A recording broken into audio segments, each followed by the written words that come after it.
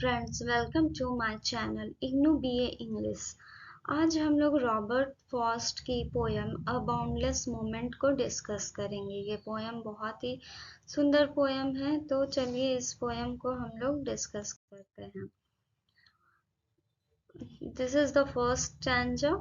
He halted in the wind, and what was that? Far in the mapless pale, but not a ghost.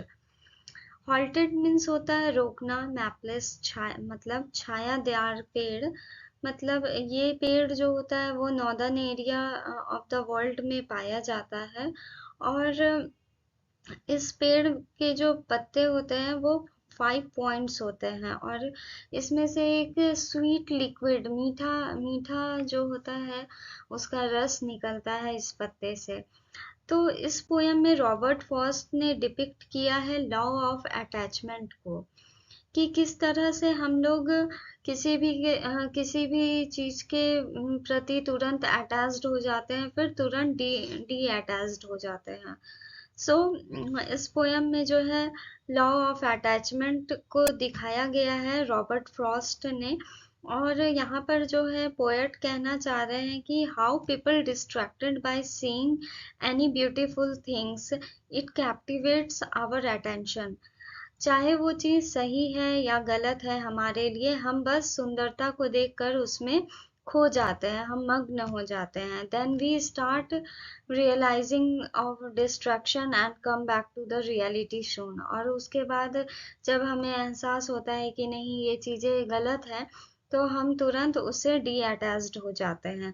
So in this para the poet touches the wind and think what was that. और यहाँ पे जो है he halted in the wind, poet को जो है हवा जो है छूती है। यहाँ पे दो पर्सन है, ही एंड आई। तो दो लोग जो है जा रहे हैं और अचानक से है जो है उन्हें हवा रोकती है, और उन्हें महसूस होता है ये क्या था। For in the mapless pale but not a ghost. उन्हें लगता है कि ये कोई फीका फेडेड और कोई जो छायादार पेड़ है वो उसकी हवा जो है उन्हें रोकती है, लेकिन वो ये समझते हैं ये कोई भूत प्रेत नहीं है, ये हवा की जो ये है तेजी है वो हमें रोकी। He stood there bringing march against his thought and yet too ready to believe the most। तो यहाँ पर जो है द मंथ ऑफ मार्च था, और वो टाइम ऐसा होता है bringing time of hope. The poet stood there for bringing new era, new period to begin, and he is ready to accept the beautiful vision. मार्च महीने में क्या होता है, सारे नए पेड़ पौधे उगते हैं और एक बहुत ही सुहाना मौसम होता है। और पोएट यहाँ पे थिंक करते हैं कि शायद हमें बहुत कुछ अच्छा देखने को मिलेगा। Now the second para. Oh, that's the paradise in bloom, I said, and truly it was fair enough for flowers, had we but in us to assume in March such white luxuriance of May for ours। यहाँ पे central of poem जो है वो कोनोड्रम है। कोनोड्रम means क्या होता है, दुविधा का सामना करना। पैराडाइज मीन्स, यहाँ पे सारे वर्ड मीनिंग्स दिए गए हैं पैरावाइज। पैराडाइज मीन्स होता है स्वर्ग, ब्लूम मीन्स होता है फूलों का खिलना को ब्लूमिंग बोलते हैं, एंड लग्जीरियंस मीन्स होता है आनंद लेना, और अज्यूम मीन्स कल्पना करना, फेयर सुंदर। तो इस पैरा में जो है ये एक कॉनोड्रम पैरा है जहाँ पे दुविधा का सामना करना पड़ता है। यहाँ पे जो है चैलेंज है वो ट्रैवलर्स के लिए, like he and I, poet और उनके साथ जो और एक लोग हैं उनके लिए जो है वो जो है सिचुएशन जो है इन्वॉल्व है यहाँ पर uncertainty, making it tough to understand what lies in front. उन लोगों के लिए ये समझना मुश्किल हो गया कि क्या ये क्या हो रहा है हमारे साथ। उन्हें जो हवा का जो तेजी उन्हें महसूस हुई वो समझ नहीं पाए कि, और उनके लिए वो टफ सिचुएशन जो है क्रिएट हो गया। He is intoxicated with the beauty of nature and compares the spring bloom flowers to the heaven। वो जो है ब्लूमिंग फ्लावर्स को स्वर्ग जैसा सुंदर समझ रहे थे, और सभी लोगों को फूल सुंदरता नेचर नेचर ब्यूटी बहुत ही अच्छी है, तो पोएट को भी ऐसा फील हुआ। The flowers are delighted to get new skin. सारे पेड़ों में जो है नए नए पत्ते, नए नए फूल आ रहे थे, तो फ्लावर्स भी जो है वो भी खुश होते हैं। जैसे किसी भी आत्मा को, कोई भी बॉडी को जैसे सोल मिलती है, तो उसी तरह पेड़ पौधे क्या है, उन्हें भी जब फ्लावर्स मिलते हैं तो उनमें भी जान आ जाती है। So the flowers are delighted to get new skin. Flowers are finding their new petals so beautiful, और स्प्रिंग सीजन में ब्लूमिंग फ्लावर्स होती है। So we stood a moment so in a strange world. Strange means अजीब दुनिया। Myself as one his own pretense deceives.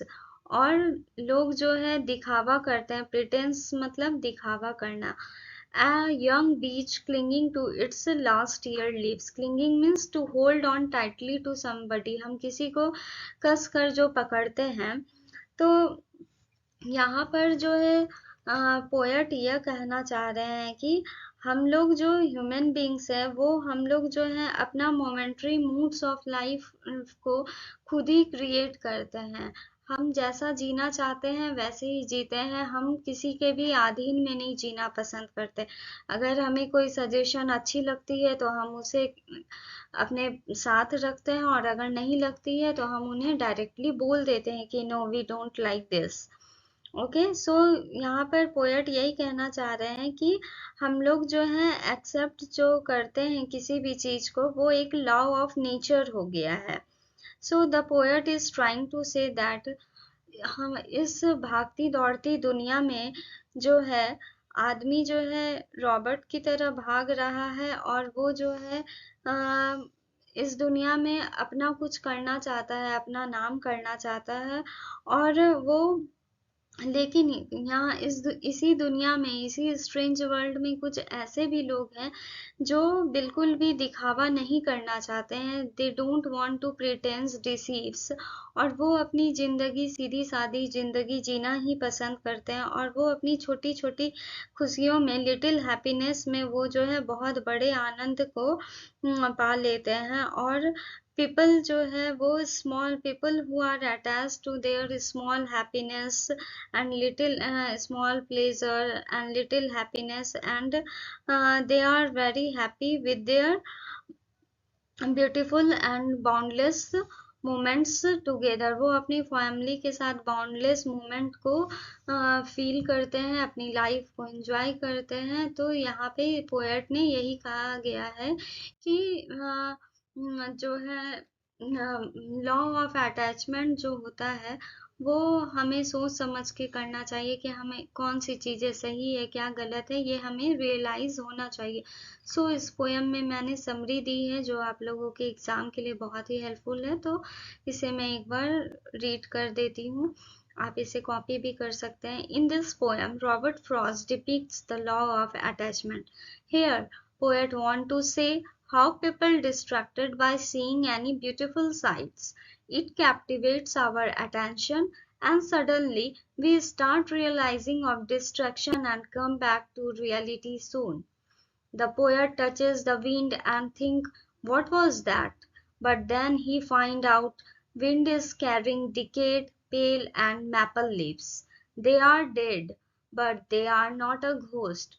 The month of March brings a time of hope. The poet stood there for bringing new era, new period to begin, and he is ready to accept the beautiful vision. In the second stanza of the poem is conundrum. Conundrum means दुविधा का सामना करना होता है, a challenge that the travelers confront in the woods. He is intoxicated with the beauty of nature and compares the spring bloom flowers to the heaven. The flowers are delighted to get new skin, they are extra sparkling and radiant. The poet is very happy in the wait of May, as the journey begins of March would get accomplished in May with a radiant flower.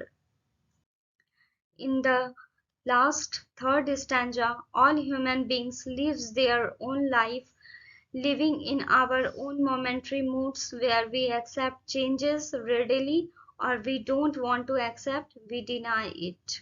So, in this poem, poet shows human complex nature where beauty and complex nature are present, but in his heart he leaves only precious and happy moments are still.